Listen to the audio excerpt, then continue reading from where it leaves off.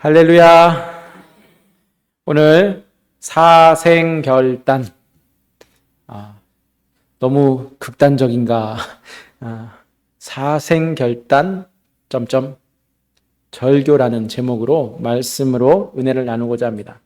여러분, 사생결단하면 무엇이 떠오르십니까? 무슨 생각이 떠오르세요? 전 목사 요새 심각한가 보다.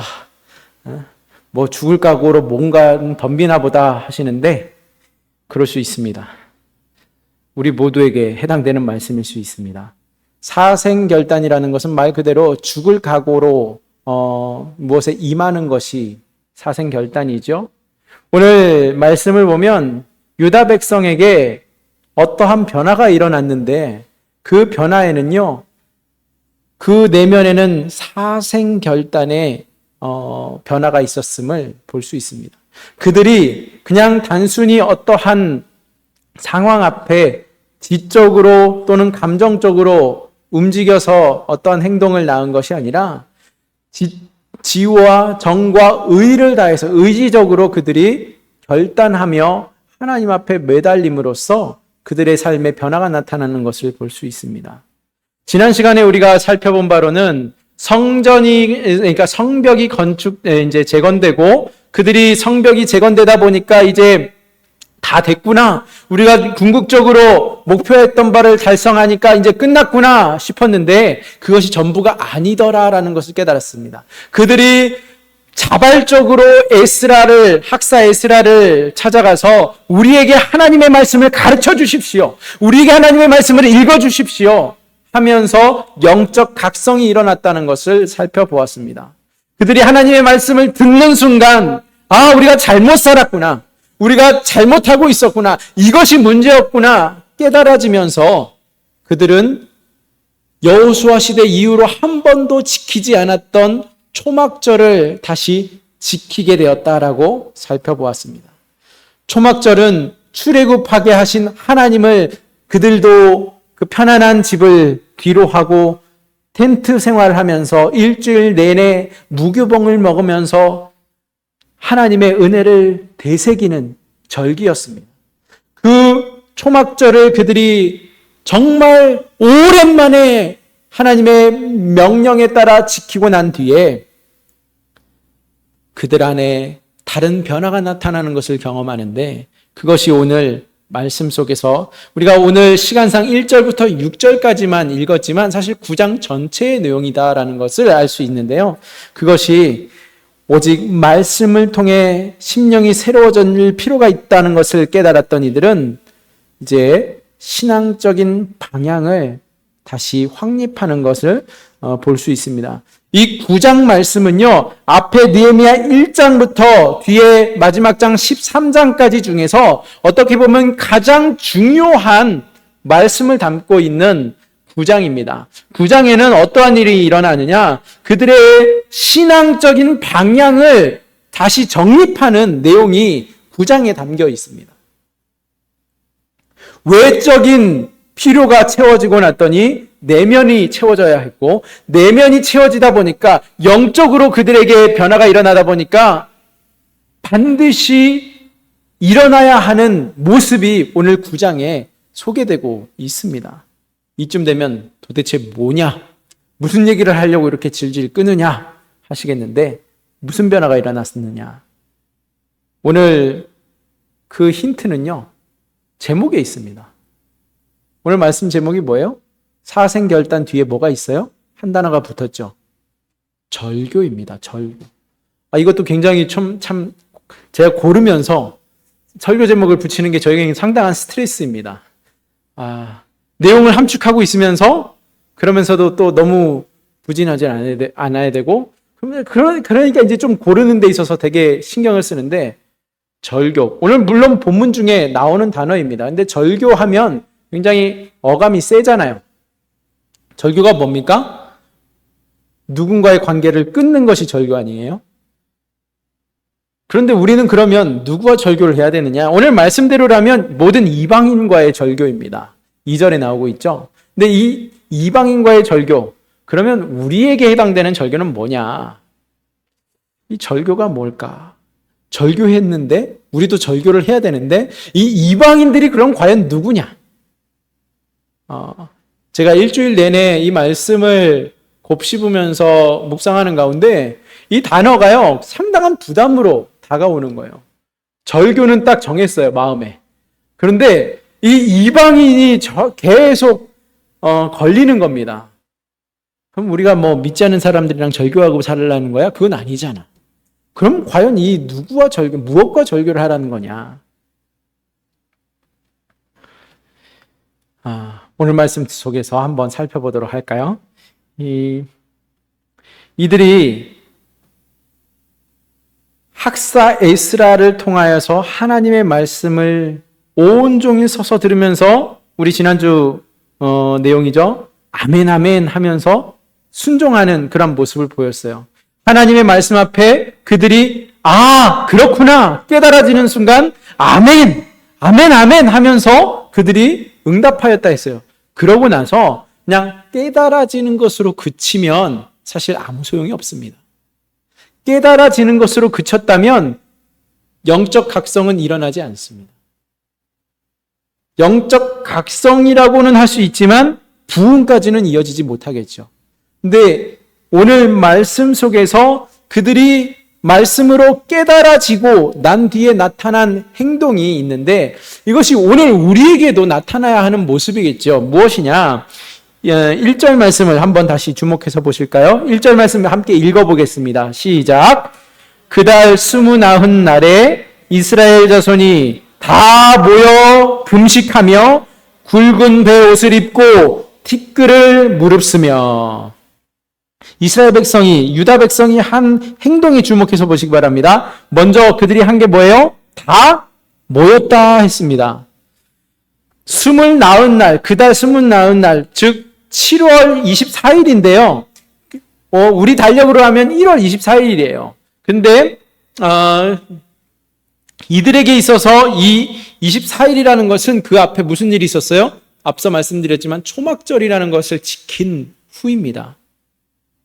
추수 기간에 모든 중요한 절기들을 그들이 깨닫게 되고 지키기 시작하면서 이 초막절을 통해 그들이 충분한 은혜를 받고 난 뒤에 그들이 또다시 모입니다.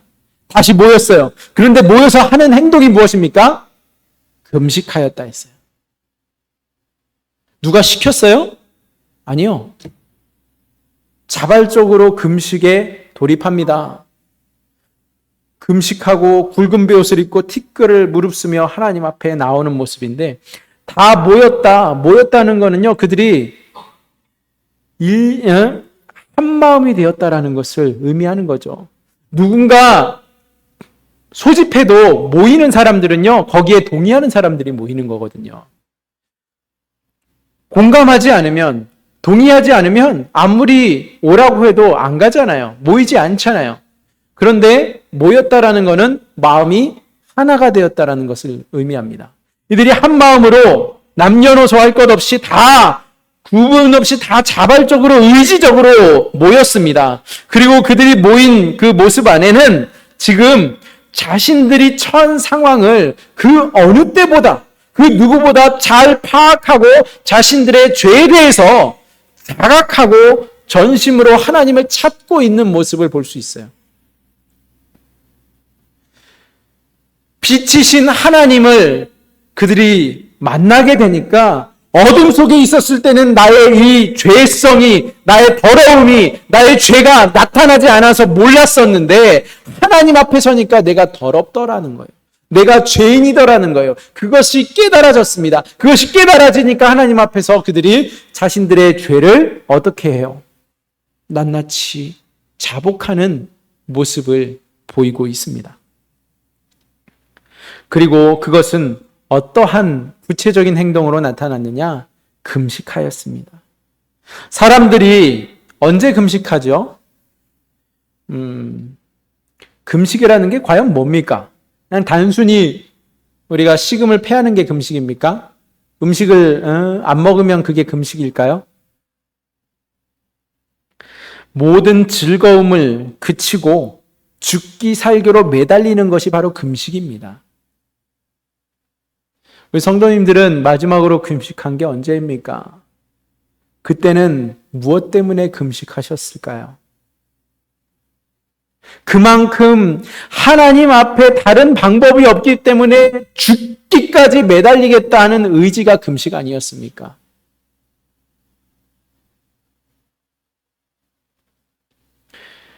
금식이라는 거는요, 사실 믿지 않는 사람들도 단식을 하잖아요. 음식을 폐해 가면서까지 자신들의 그 진정성을 자신들의 그 억울함을 호소하는 게 그들의 방법 아닙니까? 이처럼 금식은 목숨을 걸고 매달리는 최후의 수단인 것입니다. 금식의 진정한 의미는 우리 그리스도인들에게 있어서는요, 영적인 일에 우리가 올인하여서 매진하여서 인간적인 행위의 가장 상징적이라고 할 수 있는 그 음식, 그 곡기를 우리가 끊어가면서까지 하나님 앞에 모든 것을 맡기는 것, 하나님께 모든 것을 내어드리는 것이 바로 금식입니다. 먹어야 사는 내가 먹는 것마저도 포기하면서 하나님께 매달리는 게 금식이라는 거죠. 그만큼 간절해야 하는 것이 금식입니다.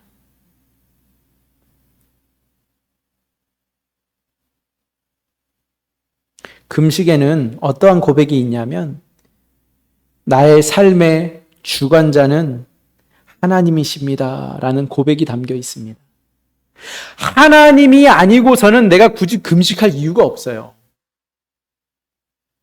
아니, 먹어야 살고 먹어야 힘을 내는데 왜 자발적으로 식음을 패하면서 그렇게 기도하는 겁니까? 거기에는 내가 음식을 먹어야 사는 것이 아니라 하나님이 저를 살려주셔야 사는 겁니다 하는 고백이 담겨 있기 때문입니다. 그런 의미에서 금식은 나의 힘이 아니라, 내 동력이 아니라 하나님의 힘으로, 하나님의 능력으로, 하나님의 은혜로, 하나님의 동력으로 살아가기로 결단하는 행위입니다. 또한 이스라엘 백성은 오늘 1절 하반절에 보니까 무엇을 입었다고 합니까? 굵은 베옷을 입었습니다. 그리고 티끌을 무릅썼다 했는데, 베옷은 언제 입어요? 언제 입습니까? 초상 났을 때 입죠. 무슨 나라가 나라를 잃었다든지 굉장히 심각한 상황에 있을 때에 베옷을 입잖아요. 베옷은 편한 옷입니까? 살에 막 꺼끌꺼끌 실키고 또 편하지 않은 옷을 그들이 자발적으로 입었어요. 무엇을 의미합니까? 그들이 하나님 앞에 스스로 겸비하여져서 나아가는 모습을 상징하는 겁니다.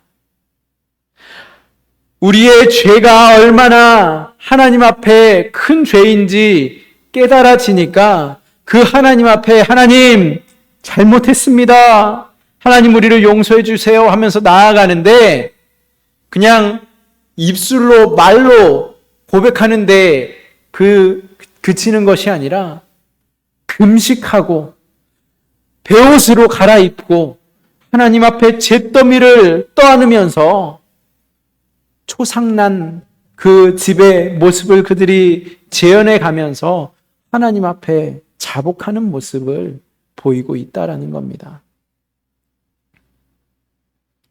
이스라엘 백성은 금식으로 하나님 앞에 스스로 겸비해지기 시작합니다. 이에 다음과 같은 일이 일어나죠. 2절 말씀 함께 읽어보실까요? 2절 말씀입니다. 시작. 모든 이방 사람들과 절교하고 서서 자기의 죄와 조상들의 허물을 자복하고 모든 이방 사람들과 절교했다 했어요. 모든 이방 사람들과 절교했다.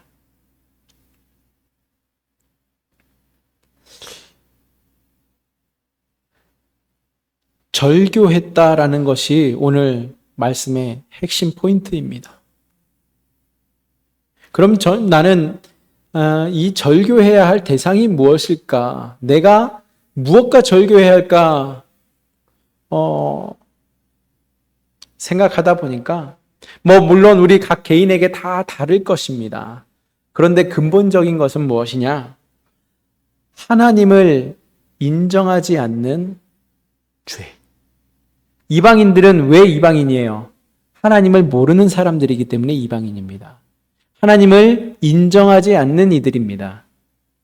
모든 이방인과 절교했다라는 것은요, 그렇기 때문에 하나님으로부터 멀어져 있는, 다르게 표현하면 죄와 절교를 한다라는 겁니다.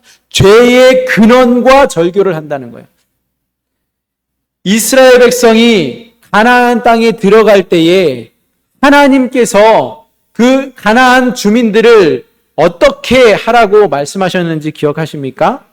호르마, 그들을 어쩌면 굉장히 잔인하게 들릴지 모르지만 멸절시키라 했어요. 남기지 말라 했어요. 다 몰아내라 했어요. 왜 그러셨을까요? 이스라엘 백성이 그들 가운데 섞여 살다 보면 그들이 그들에게 물들 것이 뻔하기 때문에 그렇습니다. 그 하나님을 모르고 하나님을 인정하지 아니하고 이방신들, 우상들을 섬기는 이들을 그들이 따라할 것이 자명하였기 때문에 그러한 명령을 하셨던 겁니다. 그런데 실제는 어떠했습니까? 그렇게 하지 못하였죠. 가나안 정복 스토리를 우리가 읽어보아도 많은 이방인들과 그들이 공생하는 모습을 보여주고 있습니다. 그리고 우려했던 바 그들은 그 주변 국가들의 신들에게 눈을 돌리고 우상 숭배하는 죄를 범하고 말았습니다. 하나님을 인정하지 않는 죄와 그의 모든 가능성으로부터 우리는 절교해야 한다는 겁니다. 여러분, 주변에 아니면 안방에 침대 옆에 페인트통 하나 갖다 놓고서 생활하시는 분 계세요? 아무도 없죠. 그것도 뚜껑을 열어놓은 채로. 그렇게 되면 무슨 일이 일어날까요? 당장은 제가 일어설 때에 어떻게 해요? 조심해요. 어이구, 여기 페인트통이 있지? 하고서 피해서 일어납니다.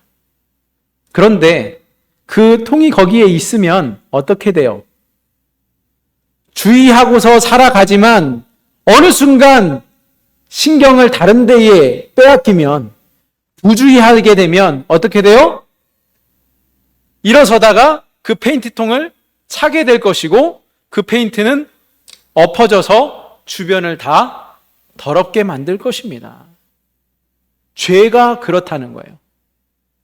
지금 이방인들을 왜 절교하느냐? 이방인들과 왜 절교를 하느냐? 그들과 함께 살아가다 보니까 이 모습까지 이르렀는데 그 죄, 하나님으로부터 멀어지게 하는 죄의 근원되는 그 세속적인 가치관, 세속적인 생활, 문화 이런 것들로부터 돌이키게 한다라는 겁니다. 그것들을 끊어내게 한다는 겁니다. 가증한 것, 더럽히는 것을 치우게 하신 겁니다. 근데 사실 이 정도 되면 당연한 순서지, 그렇게 해야지 생각할지 모르는데 사실 유다는요, 비록 포로 생활을 극적으로 마치고 예루살렘에 귀환하고 성벽을 재건하였지만 여전히 실상은 강대국의 그냥 속국에 불과한 나라입니다. 그러다 보니까 자신들만의 이익을 고집할 수 있는 상황이 아닙니다. 그 안에는 수많은 이방인들이 같이 섞여서 살고 있었습니다. 그들이 다 포로로 잡혀간 그 순간 바벨론에서는 다른 민족 사람들을 이주시켜서 그곳에서 정착해서 살게 하였습니다. 시간이 지나면서 무려 70년이라는 시간이 지나면서 거기에서 뿌리 내리고 살고 있었던 이방인들이 상당수가 있었습니다. 포로 생활에서 귀환하였지만 여전히 그들 역시 이방 문화가 익숙하고 이방인들과 별로 거부감 없이 생활하고 있었던 것을 볼 수 있습니다. 더욱이 상업적으로 상호관계를 통해서 이윤을 내는 이들도 적지 않았을 것이고, 더 나아가서는 이방인들과 혼인하고 그들과 동맹하여서 운명을 같이 하는 이들이 적지 않았습니다. 우리가 살펴본 바 있지만 느헤미야를 힘들게 했던 유력자들 가운데 도비야랑 내통하면서 권력을 장악하려고 하는 이들이 있지 않았습니까? 그런데 이방인들과 절교한다? 무슨 뜻일까요? 무엇을 의미하는 것이냐? 하나님의 말씀과 하나님의 뜻과 하나님의 계획과 하나님의 영광, 하나님의 명령과 불일치한 것, 그것과 거리가 먼 것들은 다 끊어버리겠다 하는 결단입니다. 그것이 당장 눈에 보이는 이익을 포기하는 일이라 할지라도, 내가 손해보는 일이 있다 할지라도, 주변 국가들로부터 고립되어서 더 이상 내 생필품들을 공급받지 못하는 어려운 상황에 처한다 할지라도, 가정을 이루고 자식을 놓고 살아가던 아내 또는 남편과 생이별을 하는 경우가 생긴다 할지라도, 이미 체결된 계약 때문에 내가 몇 배의 손해배상을 해주는 그러한 위약금을 묻는 상황을 감수하게 된다 할지라도, 오로지 하나님의 말씀으로 나는 다시 돌아가겠노라 하는 결단을 의미하는 것입니다. 절교하는 게 쉽습니까? 어렵습니까? 어렵습니다. 누구나 마음 먹을 수는 있지만 이대로 실행에 옮기는 것은 쉬운 일이 아닙니다. 그러나 이것을 해냅니다. 유다 백성들이 그렇게 실천합니다. 자기의 죄와 조상들의 허물을 자복한다라고 그들이 2절 하반절에 기록합니다. 이것은 하나님 앞에 나오는 백성에게 반드시 나타나는 모습입니다. 죄와 허물을 자복하는 것, 당연하다라고 여길 수 있습니다. 그런데 자기의 죄만 자복하는 것이 아니라 조상들의 허물까지 자복하는 그러한 유다의 모습을 볼 수 있습니다.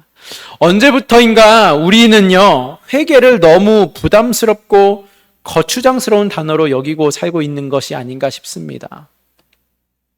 회개보다는 하나님의 사랑, 하나님의 은혜를 더 강조하는 것이 익숙해져 버렸습니다. 저도 역시 설교를 준비할 때마다 본문 속에서 하나님께서 우리 성도님들의 그 지친 마음을 위로해주고 격려해주고 축복의 말씀을 전하고 하면 마음이 좋아요, 편해요, 가볍습니다. 그런데 본문이 때로는 우리를 계속해서 회개하라, 또 잘못을 지적하는 말씀, 그런 말씀을 전해야 될 때면 상당히 단어를 고를 때도 조심스럽고, 이걸 듣고 표적 설교하는 거 아닌가 하면서 오해를 사는 것은 아닌가 하면서 막 가슴이 부담스러울 때도 있고, 그럴 때가 종종 있습니다. 그런데 예수님의 공생의 시작을 생각해 보면 이것이 명확해집니다. 예수님께서는 공생애를 시작하실 때에 사랑하라, 은혜를 받으라, 축복하라 그런 말씀을, 축복받아가라 그런 말씀하신 적이 없으세요. 예수님께서 그 공생애를 시작하실 때 선포하셨던 첫 메시지가 무엇입니까? 회개하라, 천국이 가까웠느니라. 회개하라, 천국이 가까웠느니라. 그 말씀으로 시작하셨습니다. 그것을 볼 때에 회개는 복음의 첫 시발점입니다. 출발이 된다라는 겁니다. 부흥의 시작은 회개운동에서 비롯되었다라는 것을 교회 역사가 증명해주고 있습니다. 회개할 때 비로소 우리는 죄인에서 돌이켜 죄악의 길에서 의의 길로, 생명의 길로 걸어가게 된다라는 겁니다. 회개는 나의 한계를 인정하는 것이고, 나의 동력의 한계를 인정하는 것이고, 하나님의 능력을, 하나님의 은혜를 받아들이는 행위가 회개입니다. 나의 힘으로는 살아갈 수 없습니다. 이것을 인정하고 고백할 때에 비로소 하나님을 바라보게 되는 것이고 하나님의 은혜에 기대는 것이기 때문입니다. 회개는 바로 하나님 되심을 인정하는 것이기에 신앙의 새로운 출발점이 되는 겁니다. 여기까지는 우리가 다 공감해요. 그런데 회개하라? 좋은데 회개에 대해서 우리는 한 가지 더 생각해 볼 것이 있습니다. 그것은 회개의 범위입니다. 회개의 폭이에요. 회개의 넓이. 내가 잘못한 것을 회개하는 것은 지극히 당연한 거예요. 그렇죠? 내가 잘못했으면 사과해야지 않아요. 잘못했는데 당당한 사람은 양심이 없는 거죠. 회개하는데 내 잘못을 회개하는 것은 당연한 거예요. 그런데 오늘 말씀에 보면 이 회개의 폭을 넓혀야 한다라는 것을 알 수 있어요. 그리스도인이라면 이 회개의 폭을 넓혀야 되는데 그 어디까지 넓혀야 되느냐, 어디까지 그 범위를 넓혀야 하느냐, 확장시켜야 하느냐, 공동체의 죄에 민감해야 한다라는 겁니다. 오늘 유다 백성들은 자신들의 죄를 자복하면서 나아가서 그들의 조상들의 허물을 자복하였습니다.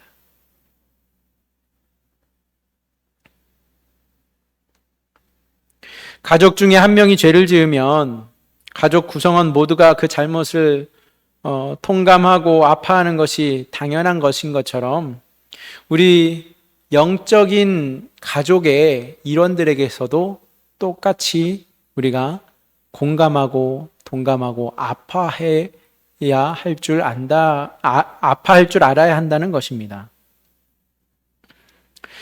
유다 백성은 자신들의 죄와 조상들의 죄를 회개하는 순간 그들에게 놀라운 새로운 바람이 불기 시작합니다. 4절부터의 말씀을 살펴보면 레위인들이 나와서 이스라엘 백성들을 향해 외치기 시작하죠. 무슨 메시지입니까? 그 내용은 지금 이 황량한 예루살렘의 비루한 현실에 대한 한탄이 아닙니다. 그렇다고 해서 미래에 대한 소망 또한 역시 아닙니다. 그들은 지금 이 이스라엘의 역사에 대한 해석이 여기에 덧붙여지고 있습니다. 무엇이냐? 저들의 조상의 삶이 그 역사 가운데 일어났던 수많은 일들이 하나님의 일과 같이 오버랩되면서 하나님의 관점에서 그 역사를 바라보면서 하나님을 찬양하는 모습을 이들이 보이고 있습니다. 우리가 예수님을 믿으면 어떻게 돼요? 인생이 새로워진다고 말하죠. 우리는 예수님을 믿기 전과 후가 완전히 다른 삶을 살고 있지 않습니까? 그런데 예수님을 믿기 전과 삶의 차이가 무엇이에요? 뭐가 달라졌어요?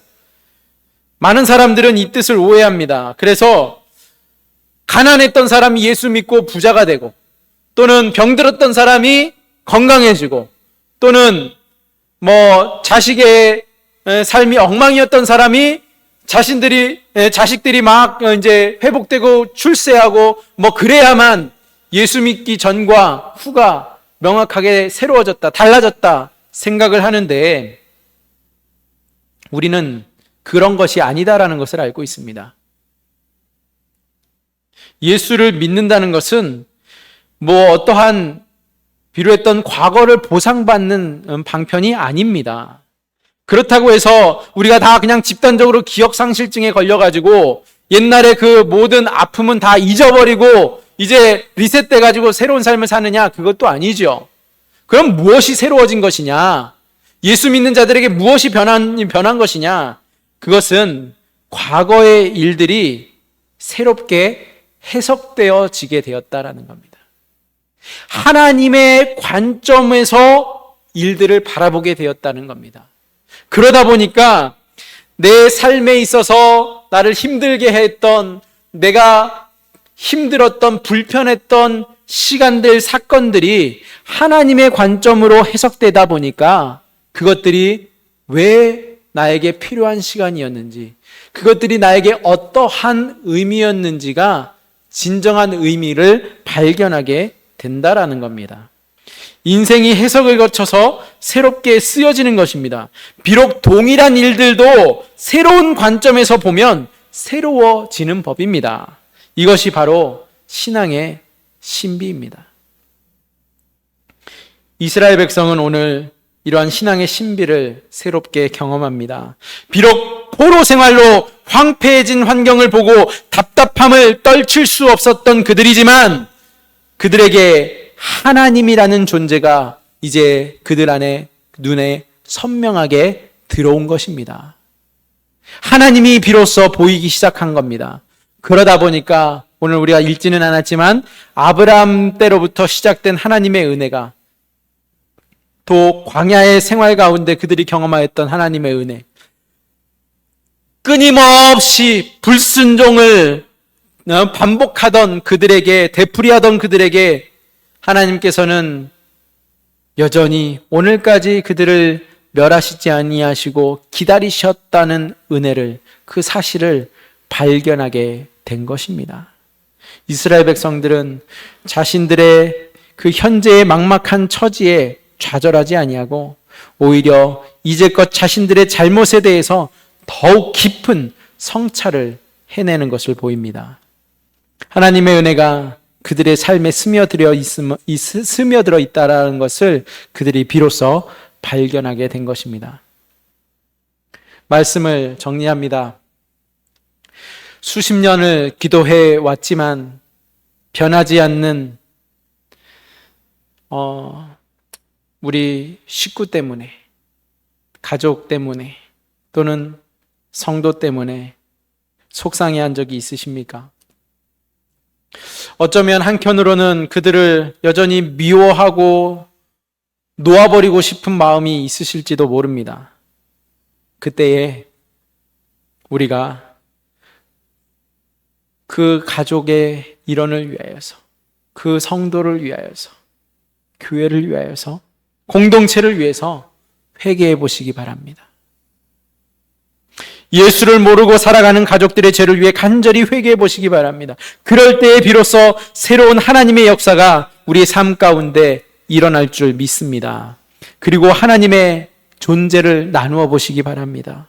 각 공동체 가운데 분명 일하고 계시는 하나님의 은혜가 풍성하게 드러날 줄 믿으시기 바랍니다. 그것이 비록 거창하지 않을지라도 소소한 가운데 일하고 계시는 하나님의 일에 감사하는 저와 여러분이 되시기를 축복합니다.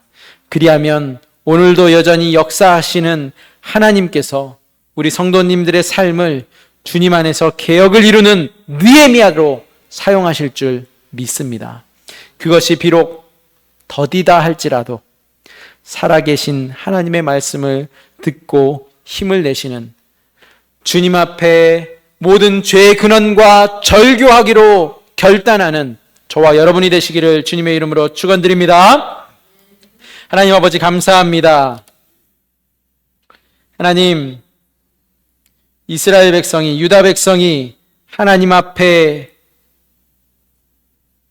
지정의를 다하여 회개하며 나아왔을 때에 하나님 그들의 삶에 놀라운 부흥의 역사가 일어남을 말씀을 통하여 확인해 봅니다. 하나님, 이 부흥의 역사가 우리의 삶 가운데도 오늘날 동일하게 나타나기를 소원합니다. 하나님, 이를 위하여 이들처럼 우리가 한 마음이 되어 주님 앞에 모이게 하시고, 또한 겸손하게 주님 앞에 겸허하게 우리의 죄를 자복하는 가운데 죄의 모든 근원과 절규하는 사생결단을 내리고 하나님 앞에 나의 죄를 고백하는 것을 시작하여 그 회개의 범위를 넓혀갈 수 있는, 우리 공동체를 바라볼 수 있는 하나님의 시점으로 모든 역사들을 재해석할 수 있는 우리 성도님들 다 될 수 있도록 성령 하나님 우리를 주장하여 주시옵소서. 감사하며 예수님의 이름으로 기도하옵나이다. 아멘. 우리 함께 찬송가 273장 1절과 5절 찬양하고 죽도록 예배를 폐합니다.